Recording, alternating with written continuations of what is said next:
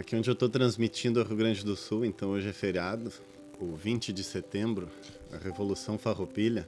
E hoje eu decidi falar sobre um assunto que às vezes gera polêmica, né? Porque a questão de se temos ou não um destino definido a cumprir é algo que às vezes algumas pessoas ou até nações inteiras acabam fazendo coisas muito drásticas, né? Acreditando em algo que, se não estiver correto, pode acabar sendo um grande desperdício de energia, né? Por outro lado, se nós formos pensar que realmente nós temos um destino a cumprir, né? Algo que, digamos assim, espiritualmente nos tenhamos proposto a si mesmos de fazer, e nós não fizermos isso durante a vida, então, partindo dessa concepção, a gente poderia então ter desperdiçado a vida, pois não cumprimos o nosso destino, né?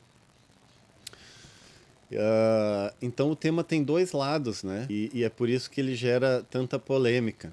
Eu estava vendo uma palestra do Lama Michel Rinpoche, que é um lama budista tibetano, do budismo tântrico, né? O Theravada.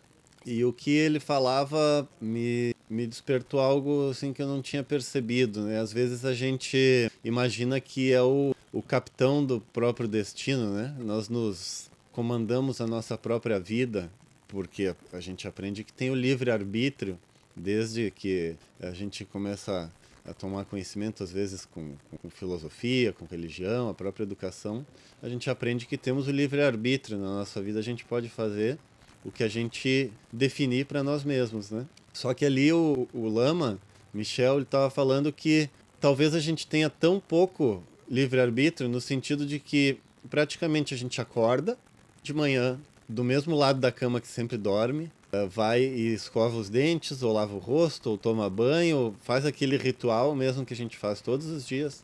Então a gente vai, toma café da manhã, normalmente o mesmo, né? Todos os dias, ou muito parecido.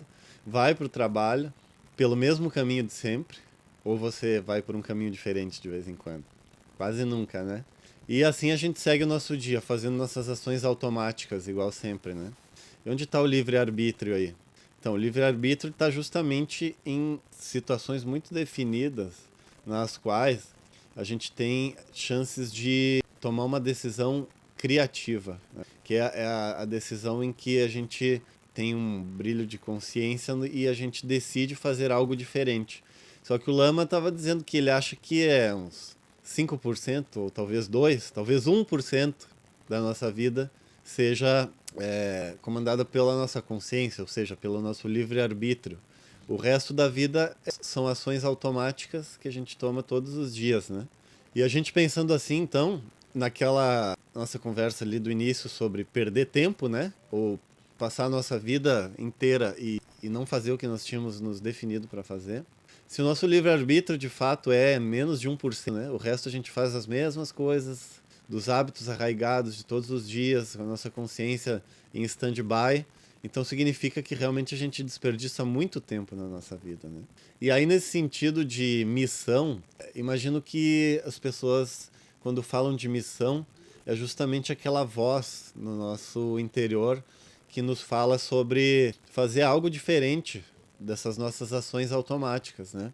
É aquilo que nos impele a quebrar essa cadeia de atos automáticos, né? E então, quando a gente pensa sobre isso, algumas pessoas entendem como autodesenvolvimento, autoconhecimento, começar a fazer coisas que despertem uma clareza e um entendimento maior sobre a vida, na qual vai também começar a fazer com que nós percebamos coisas que antes não percebíamos, né? E percebendo mais, podemos agir de forma diferente e criativa e cada vez mais, né? Um processo exponencial. Isso falando de quem, digamos, não acredita tanto em destino.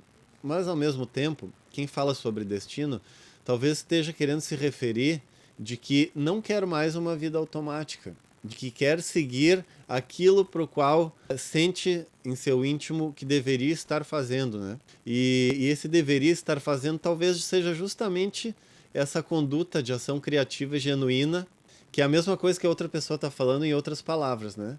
Significa que a pessoa quer largar sua conduta automática e iniciar uma conduta genuína, realmente humana e baseado na consciência e em atos voluntários, né? Atos de vontade e não atos automáticos. Então, como parece que sempre acontece, as pessoas usam palavras diferentes ou abordagens diferentes e muitas vezes estão querendo falar sobre a mesmíssima coisa. E aí, às vezes, acabam até discutindo sem sequer perceber que estavam falando sobre a mesma coisa, né? E essa discussão não deixa de ser um ato automático, né? Em que a gente aprendeu a defender nosso ponto de vista, ainda que o ponto de vista seja um ponto de vista errado, baseado em algo que é justamente aquilo que a gente quer transcender, né? Que são esses atos automáticos. Então eu separei aqui alguns resuminhos de algumas virtudes para a gente poder debater e ver se nos traz alguma luz sobre o assunto. Então, sobre a generosidade.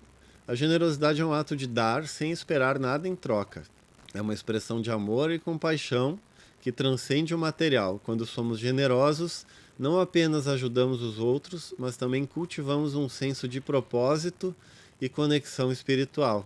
A generosidade nos lembra que estamos todos interligados e que, ao ajudar o próximo, estamos contribuindo para um mundo mais harmonioso e justo. O budismo tibetano, se você assistir algumas dessas palestras do Lama Michel, ele fala muito sobre isso, a interconectividade, na qual todas as coisas, todos os seres, todas as coisas existentes estão interconectadas.